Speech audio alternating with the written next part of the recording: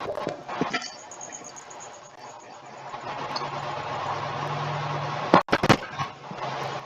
blessed day to everyone, especially to Sir Elmer. Our topic is about global migration. Migration is a key feature of our increasingly interconnected world. It has also become a flashpoint for debate in many countries, which is underscore the importance of understanding the patterns of global migration and the economic impact that is created when people move across the world's borders. And now, Lomolho will explain what is global migration. Good day, sir. What is global migration?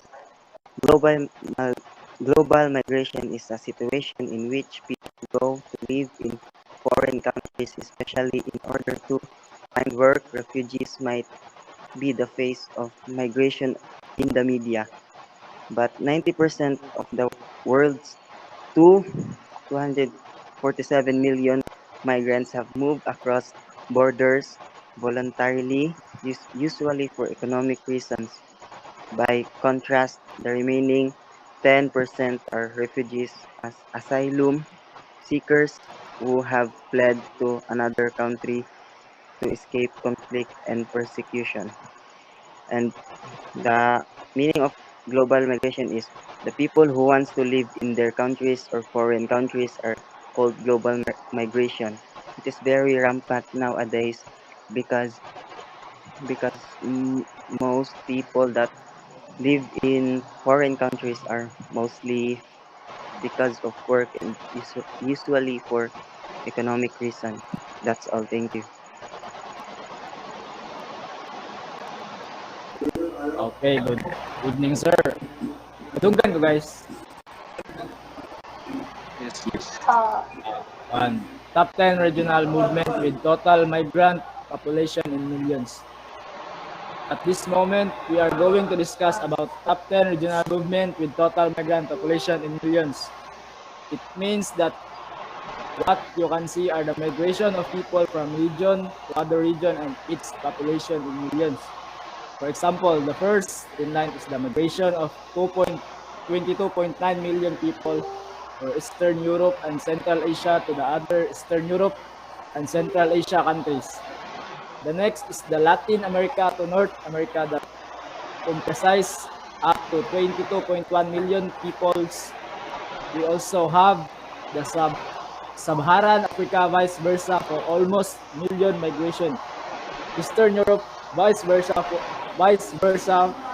for 12.1 million and Middle East to North Africa vice versa again with the population of 10.1 million. On the right side, we have the Eastern Europe and Central Asia to the Western Europe for a total of 10 million in population.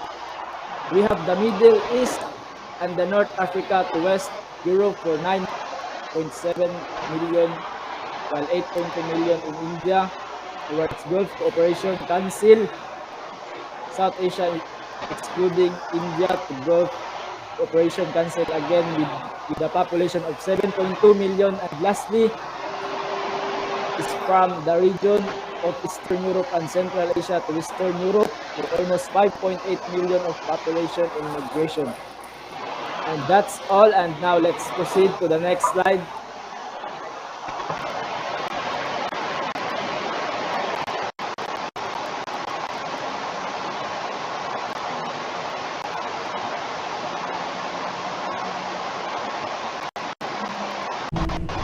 Never before in history have there been so many people on Earth as right now. Our numbers have skyrocketed from 1 billion in 1800 to 2.3 billion in 1940, 3.7 billion in 1970, and 7.4 billion in 2016. The world population increased fourfold in the last century, so what can we expect for the next century? And what does population growth mean for our future? Will there be mass migration, overcrowded slums in megacities covering continents, diseases and pollution, chaos and violence over energy, water and food, and a human species focused only on sustaining itself? Will population growth destroy our way of life, or is this prophecy just ungrounded panic?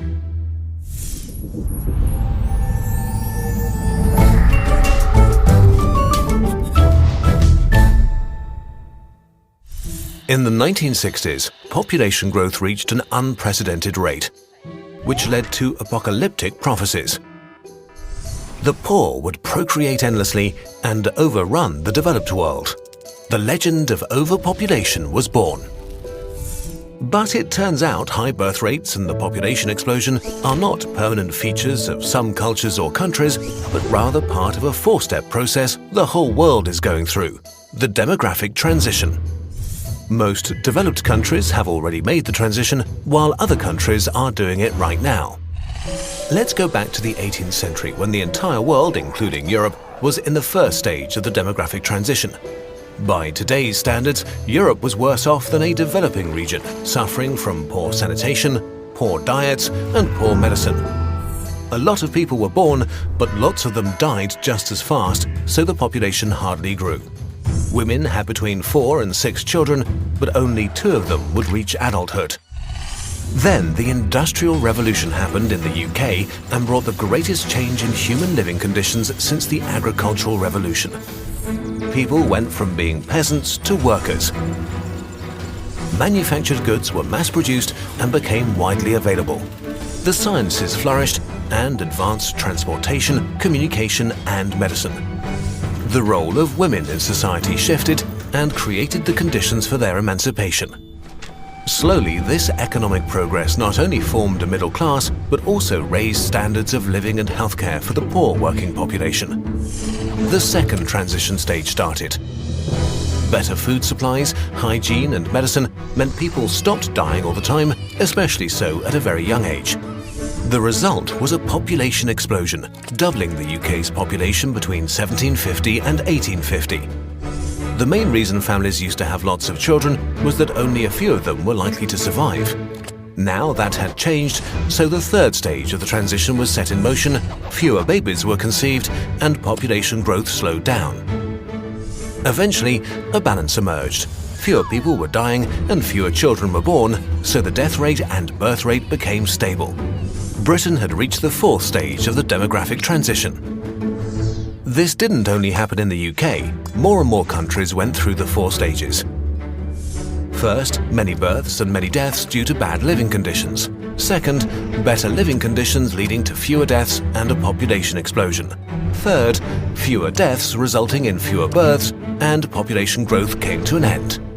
But if birth rates have dropped so much, why is the population still growing so fast? Well, the children born in the population explosion of the 70s and 80s are having kids themselves now, leading to a noticeable spike in overall population. But they are having far fewer children on average than their parents. The average today is 2.5, it was 5 40 years ago. So as this generation gets older and fertility declines further, the rate of population growth will keep on slowing. This is true for every country. In the West, we tend to overlook progress in other regions of the world. But actually, most of the world's countries have made it to the 4th stage. Just look at Bangladesh. In 1971, the average woman had 7 kids, but 25% of them would die before the age of 5. In 2015, the mortality rate was down to 3.8% and women had only 2.2 kids on average. This is the rule, not an exception. We're not special, we just had a head start. It took developed countries about 80 years to reduce fertility from more than 6 children to less than 3. Others are catching up fast. Malaysia and South Africa did it in only 34 years. Bangladesh took just 20. Iran managed it in 10 years. All these countries that are catching up didn't have to start from scratch, and the more support they get, the faster they catch up. This is why programs that help lower child mortality or help poor nations develop are so important. No matter what your motivation is, Whether you dream of a world where all people live in freedom and wealth, or you just want fewer refugees coming to your country, the simple truth is that it's beneficial to you personally if people on the other side of the globe can live a good life. And we are getting there. The percentage of people living in extreme poverty has never been as low as today. So the future of global population growth is actually not an apocalyptic prophecy at all. It's a promise. Population growth will come to an end. The UN forecasts that the 12th billionth human will never be born at all. And as the development level of the world rises, the number of people with a higher education will increase tenfold. Countries who used to be in need will help advance development instead. More people is going to mean more people able to advance our species. This video was a collaboration with Max Rosa and Our World in Data, where he explores the progress of humanity through research and data visualization. Make sure to check it out. In 2016, we were able to make more and better content than ever before because of your support on patreon.com. Thank you so much, and we'll be back in the year 12,017.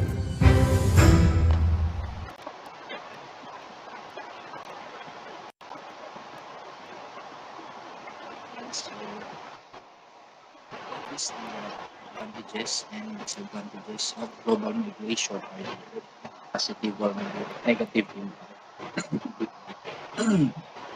So, positive, atas sa job vacancies can be filled, like most likely katong mga nasa rural areas or sa rural countries, migrate sila sa mga well-developed na countries, no, or cities para makakuha og mga opportunities, jobs.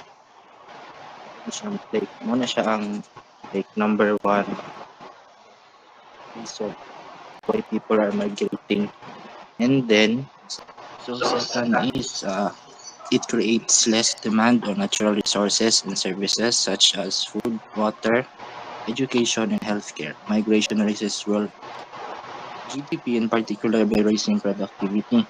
So it means, no, pag ang isa ka country or isa ka city, like well-developed na siya tungkol sa migration, create na siya less demand sa mga resources kay balik daghan nagtawar, daghan nag-provide ato.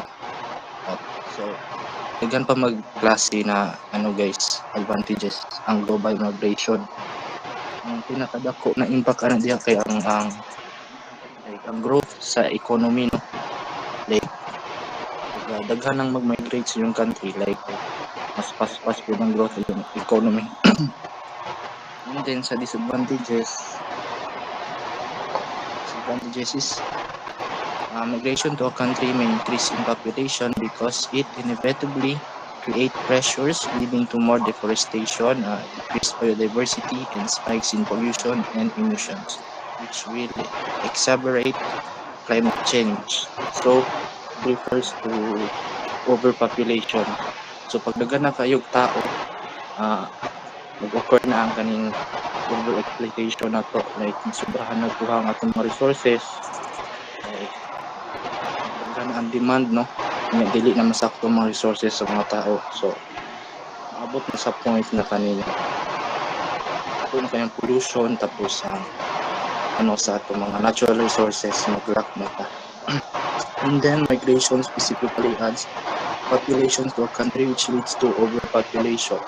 The rate of population growth is the rate of natural increase combined with the effects of migration. So same lang diya po sila, it's about overpopulation. It can lead to exploitation and can also increase crime rates, strain on public services, to the displacement of jobs, and sometimes companies may neglect employee benefit programs, and depression of wages. Lang to. So that would be all, guys. Thank you for listening.